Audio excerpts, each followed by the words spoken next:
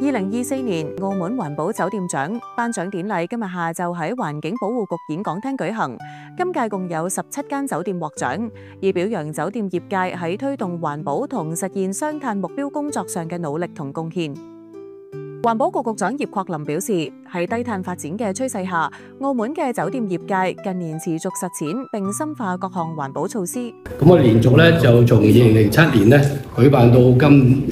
屆啦，就已經連續18屆啦。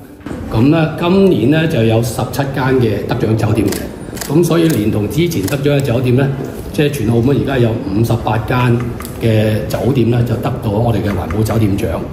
咁如果以客房嚟計嘅話咧，咁而家我哋得獎酒店嘅客房數目總共咧就有34000間嘅，咁啊佔澳門總嘅客房數目咧差唔多80%左右嘅。咁所以睇到咧酒店業界對於我哋環保工作嘅支持啦，咁啊而佢哋得獎嘅話咧，亦都促進咗咧相關嘅酒店咧去做一啲減廢啊、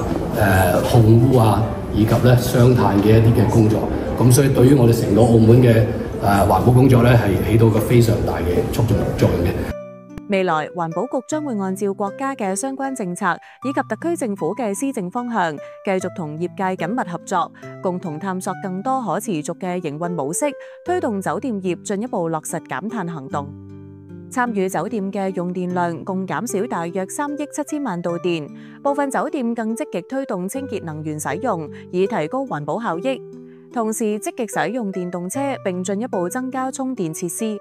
喺減廢及資源回收方面，亦都有一系列措施，包括停止喺客房內提供一次性塑膠樽裝水，落實資源回收工作等等。部分酒店更加自設廚餘機處理廚餘。2025年澳門環保酒店獎將會喺7月1日至到8月15號接受報名。